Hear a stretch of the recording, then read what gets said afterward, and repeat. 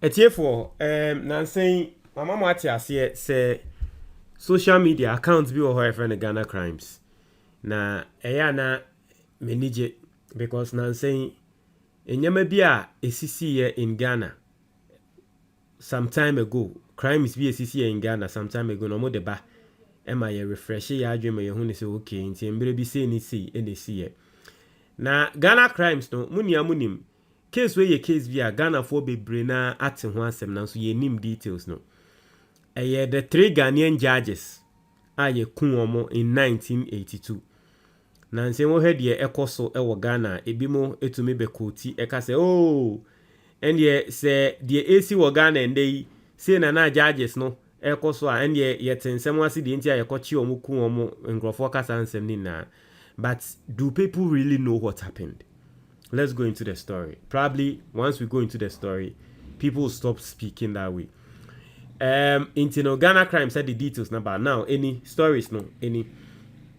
I'll say on the 30th of June in 1982, 3 High Court judges, Justice K1lled Ejapon, Poku Sarkodie, and Miss Cecilia Cranton Ado, and nursing mother were killed. Into judges me and Sunny Kuomo. Justice K1lled Ejapon. Now, Justice K1lled Ejapon, or no, and a neba, a MPP, former General Secretary, a Kwabne Japon. Now one also first than the president, Yanto Amani. Inti, you understand why some people, no, we said they will never support NDC.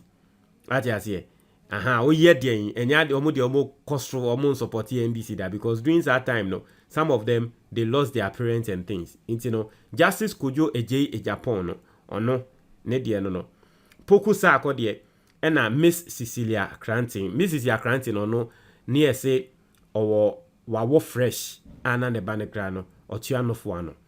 Now I say the 3 justices were murdered together with a retired major in the Ghana Armed Forces, Sam Akwa.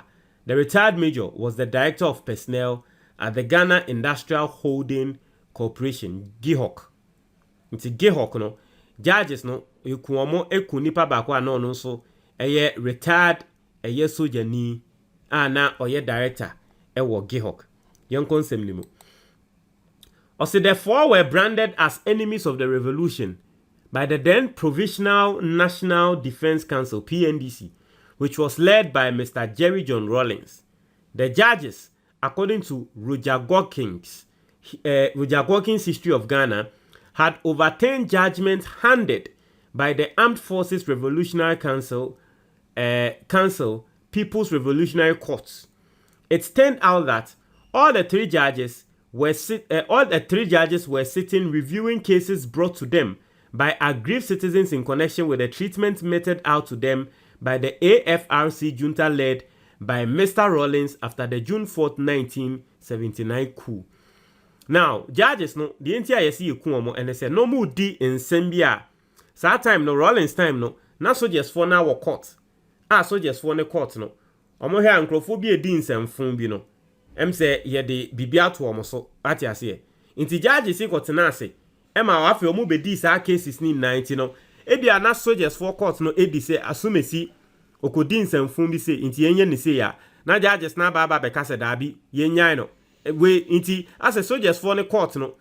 Wo mo eruli cases e fa nkrofo ho bia no. Judges no omo dia ne so mo tenase no mo overturn.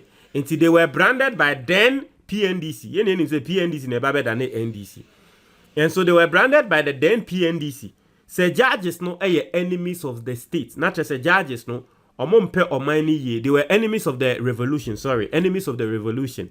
Revolution ne by say omo no omo boga na abro no. Yesu so omo boga na abro no. Ye be yi omo efri ho. Inti ye de subo bi ato omo so say mo boga na abro and the soldiers for aba. Ye pe say ye ji wo man no. Judges ne tenase omo se dabi. Nipa kro we omo se wa boga na abro no ndi boni bia na judges na bo asem negu. Inti yesi judges no mo ye enemies of the revolution. No mo mpese Ghana ebeyi. That was the allegation. Because obi bo minor bro na ye pese ye chini tum na o judge baba be ka se ye njana. Na tre se wo pese nkrofo ekoso den ebo minor abro. So that was the title I did mass judges. I say, as for Major Sam Akwa, his crime was that he had signed letters that led to the dismissal of some agitating workers, including a PNDC member, Joachim Amate Kwe. These members were dismissed after invading and destroying property at Ghana's Parliament House. Inti, sa soldier, retired soldier now say no onye judge no. Ono ne dia bonia yesi odi ya eka ho ayekun no ene say. Na o sign nkrata ye pame Ghana phobia. Na sa Ghana fo no yesi ohwe de na esi wo Ghana Parliament that time na wo mu de ebufu ti say yemfa ne say ende yemfa say fix the country for ehunu say Ghana nkoye. Na fix the country for the ebufu aboira Parliament ana bebi aban wo ne yesi hey de mo ye na nye nti de ebufu ye say nyama wa ha. Anti no sa retired we no pambe sankrofo nti ebedi mochi aba be hu ne say oh mo no oye adwuma wa ha oye adwuma wa okra oye adwuma nda ye pame because ade na wakwa akoye tia aban nti eno no ene ma sa last person no Sam Akwa no eno na ma sa ade no eto no o say Lance Corporal Amedeka Tony Tegbo and Jandu all soldiers had taken their captives to the Bondase military fire range and executed them. Into here, Lance omo kwasesa judges no ekokokun omo no ba ko din Lance Corporal Medeka ba ko ye fe ne Tony Tekpo ena Jandu. Nti soldiers we nina no efa judges yi ene sa Mr. Sami Akwayi ene ye de omo call Bondase no eye firing range soldiers for no baby a omo sianse ne tutututuo no Bondase ene ye de omo call ho a omo ko tututu a yekun omo. Also, the murderers carried along a gallon of fuel with which they set fire to the bodies to cover up their crime. But historical accounts have noted that it rained that night, so the bodies did not burn as the murderers wanted. Inti soldiers here womo kokun judges yi omo ko fa judges yi efi omo fie so womo ko akokun omo no omo fa gallon na omo de petrol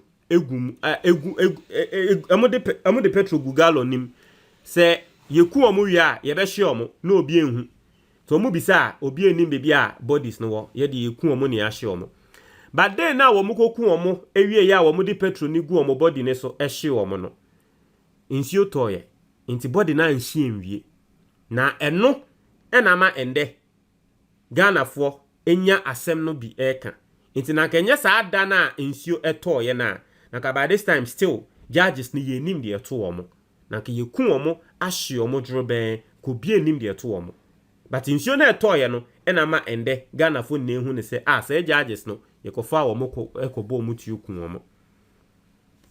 So story no very interesting, right? I say ever since the incident, the nation has not had closure on the turn of events of this particular day. Several people have accused the late former President Jerry John Rawlings as the mastermind behind these murders. Prior to these accusations, Jerry John Rawlings had come on national television to denounce what he described as hideous crimes of terrorism after the bodies of the judges were discovered. Following a public outcry, the PNDC set up the Special Investigation Board headed by former Chief Justice Mr. Justice Azu Krap to unravel the mystery. See case we up to lende. Aye case a obi a wo ma order pan say yen kokun judges no yenim. Nkofo bebre ese eye Rawlings ne kokun judges no. Now so Rawlings na no ye ma ne kwan se omra mbekasa. O se onu di onim ho hwe. Inti ye set up eye board so omonye investigation. Board no nipa kra no tiano eye former Chief Justice friend Justice Azu Krap. Now yet to us was say in their reports, the SIB established that the abduction and murder were a plot hatched with the connivance of members of the PNDC. Iti board no betina si hu said that be judges na ye kokwachi omo kokun omo no a plan be as that time no old NDC for no PNDC ne babe dane NDC. Iti members no mpenyifo na ewom no omo no yes our plan no. I say the SIB also found that the entire plot was masterminded by Captain Kojo Chikata. Inti board ni sanso hu ni say nipa kra wo te plan no nipa kra wo fa plan ni say yenko kun judges no Captain Kojo Chikata, Chachu Chikata ni miapenyi. Captain Kojo Chikata. As the PNDC member in charge of national security. However, the PNDC rejected that particular aspect of the report and let Captain Chikata and 4 others off the hook for lack of evidence. See, your report ni we no. And afi PNDC. And there you from NDC no. E ka se masa report na mo abo Captain Kojo Chikata wom no ye penyi asem we masa that side of the report no yen yusu. You be bo asem negu. Inti Captain Kojo Chikata and 4 other people are ye de omo eka ho no. Omo bo asem negu lack of evidence. And that's the same thing we saw. Muni amokai ayawa so west wagon. Senior state actors ekoko bo nkrofo tiu. Ebeto Ekufado enim. Or say sa side na ye ma recommendation. Say yenchi double. Sa MPP for no moko di nsem mo ne yenchi omo entum na ye ma embra ne omundi no. Ye ka say yen yusu sa side no. That's the same thing. Yenye nde ena za de ne sha say si wo Ghana.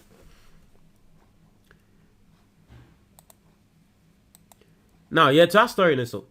Or see, the remaining 4 of the 9 suspects were jailed when on 19th June 1983 there was a jailbreak at the Insawan Medium prisons and the Asha Fort prisons. Lieutenant Corporal Amedeka escaped from captivity and has since not been seen. Inti Nkrofo 9 and Yebo Mudin were reporting him. Captain Chikata and 4 others yan try yomo, but 4 na ekaya no Amedeka mo ni Jandumo and the others no yechi omutumu. Ba yechi omutumu no ena yede ebi koto insawem ni ebi nso koto eye Asha Fort. Ena chese prison break be mu omudwane free prison ho. Inti omudwane free prison ho no since then Amedeka escape since then yente nka. Na eya na nkrofo ka say wakwa kopie mu abrochiri na still otiase. Eya na up till now people say that. I say but these 3 accomplices, Tony Tekpo, Jandu and Heckley, as well as ex-PNDC member Amate Kwe, were executed by firing squad. Before his death in 2020, Mr. Rawlings always insisted that before Amate Kwe was executed, he confessed at the stake to falsely accusing Mr. Chikata of involvement in the execution of the judges. Inti oha Nkrofo 4 Amedeka jane ye no 3 ewuye ye bomutuo ene eku omo na 3 na ye bomutuo ku omo no Rollins say Amate Kwe ba kwa wo mu o confess yansa wo wu se Chikata ni apenyi Captain Chikata ye bo ni din se ono na oye plan no ha cake plan ha che plan se yengo kun judges no o say ye ntro ni etwa to ne so so this is the story na ye trust story ni wie ye no we hear comment Ghana for eba betro ya ebi mo say those judges were corrupt and those judges were corrupt, that's why they deserve to die and all that but this is the story. Won't you imagine your comment box ni mo be that's it.